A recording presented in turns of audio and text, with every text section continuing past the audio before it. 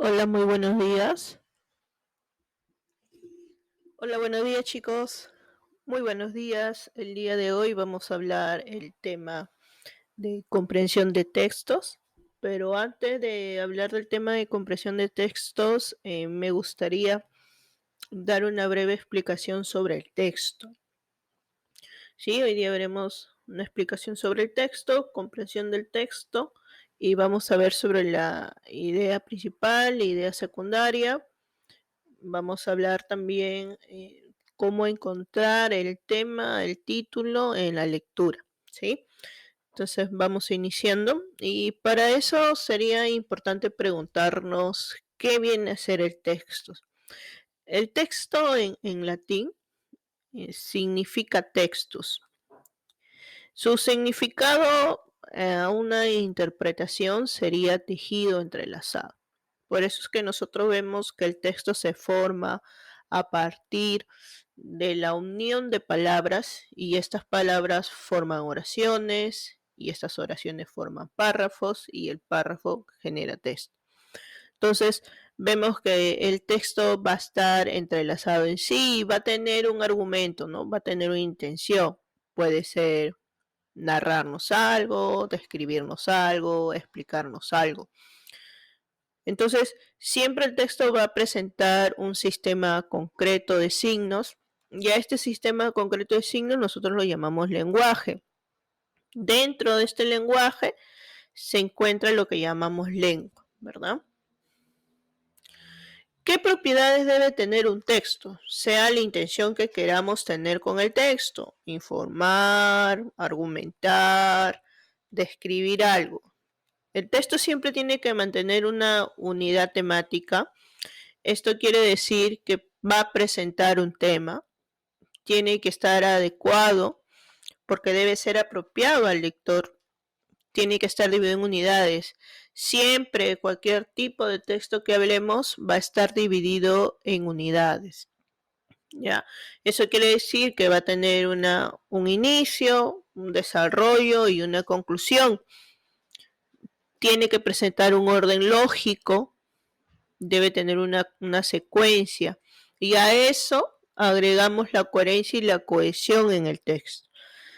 Recordemos un poquito, la cohesión es unir las palabras de manera lógica. La coherencia es cómo nosotros estamos dando a entender el mensaje. ¿Qué características presenta el texto?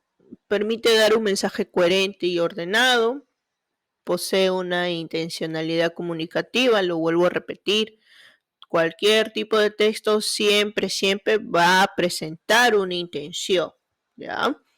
Y se caracteriza por presentar una estructura organizada.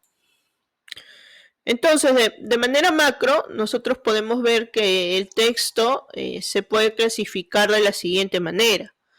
Por la unidad de la idea principal, por su contenido y por el tipo de discurso que el texto está dando. Por la ubicación de la idea principal, nosotros encontramos textos analizantes, textos sintetizantes, texto encuadrado, texto sintetizante analizante. Mientras que por su contenido encontramos los textos humanísticos, textos científicos. Y por el tipo de discurso vamos a encontrar los textos argumentativos, descriptivos, narrativos, informativos, etcétera. Como también mencioné, el texto presenta tema, idea principal y va a presentar un título. ¿Cómo podemos ubicar el tema? Haciendo la siguiente pregunta. ¿De qué trata el texto? ¿Cómo podemos ubicar la idea principal? ¿Qué se dice del tema? ¿Y cómo podemos ubicar el título? ¿Qué idea resumen todo lo leído? ¿Sí? Entonces, el tema viene a ser todo lo que expresa el texto de una manera global, ¿sí? Solo expone, no afirma ni niega. Por eso el tema mayormente siempre se caracteriza por presentarse en una sola palabra y se expresa de forma nominal, o sea, como un nombre, ¿sí? Antecedida generalmente por un artículo. Veamos el ejemplo, el mimetismo. La idea principal manifiesta lo más importante del texto. Afirma o niega alguna idea. y se expresa en forma de oración. Podríamos poner de manifiesta lo más importante del texto, afirma o niega alguna idea y se expresa en forma de oración. Damos un ejemplo. El mimetismo es un mecanismo que utilizan algunos animales para defenderse de sus enemigos. Y el título sería presenta un asunto particular del texto, es decir, especifica el tema dándole un nombre y es consecuencia del tema y lo presenta siempre con precisión. Se expresa en una frase nominal precedida generalmente de un artículo. Podríamos ver el ejemplo, el mimetismo como medio de autoprotección animal. Entonces vamos a ver el siguiente ejemplo. Vamos a desarrollar el siguiente ejemplo, ¿sí? El origami es el arte singular de doblar el papel para hacer figuras ingeniosas, aves, insectos, peces, etc. Es un invento de los chinos y su antigüedad aproximada es de 2 milenios. Por el siglo VII a.C. se introdujo en el Japón y los japoneses, que siempre han adaptado sus necesidades, las artes y oficios de los chinos, hicieron del origami un nuevo arte creativo y lo introdujeron en el mundo occidental. Los trabajos manuales son importantes porque enseñan a operar, resolver y crear. El origami tiene un costo mínimo, ya que no se requiere más que el papel como materia prima, las manos como instrumento y la creatividad como elemento impulsor. El papel que se utiliza para hacer las figuras debe ser recortado de forma cuadrada, ser consistente y fuerte y no puede ser muy delgado. Así los dobleces serán bien marcados, la figura tendrá cuerpo y podrá mantenerse en pie. Entonces vamos a ver las siguientes preguntas. ¿Cuál vendría a ser el título más apropiado para el texto? Como podemos ver aquí, estamos hablando sobre el origami, ¿no? Que es un juego que se necesita creatividad y no se necesita muchos implementos, solamente se puede usar, es de un costo mínimo porque la materia prima es el papel, ¿verdad? Entonces, podríamos poner los chinos y occidentes. En ningún momento nos habla sobre los chinos, o lo menciona, pero no nos dice definición o características. Podríamos poner los juegos de los orientales, pero necesariamente es muy amplio, ¿verdad? Y si hablamos sobre el papel y su importancia, en la información mencionan el papel, pero no nos dicen la importancia, sino que se usa el papel como materia prima para el juego del origami. Por eso que aquí la respuesta sería un juego creativo. Podemos ver el ejemplo que un juego creativo sería el origami.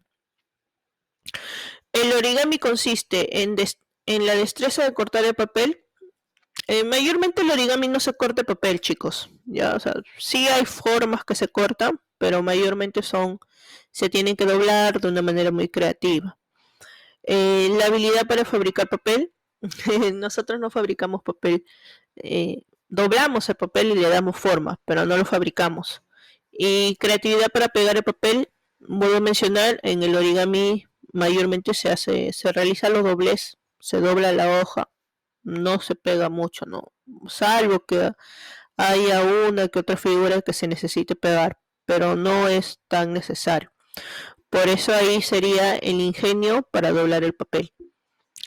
Y en el número 3, ¿cuál es el objetivo de este arte? Valorar y difundir la cultura oriental, estimular la creatividad y la habilidad manual, distribuir y consumir el papel o fomentar el uso de figuras geométricas. Como vemos aquí, y lo menciona también, le dice algo muy importante, ¿no? Que el elemento impulsor para crear origamis y darle esta forma es la creatividad. Entonces vemos que el objetivo de este arte es estimular la creatividad y la habilidad manual. Bien, entonces teniendo como ejemplo este pequeño texto, vamos a pasar a desarrollar dos textos pequeños para que podamos reforzar la clase de hoy. Si hubiera alguna duda alguna pregunta, igual yo estoy atenta para poder ayudarlos. Gracias. Muchas gracias, chicos.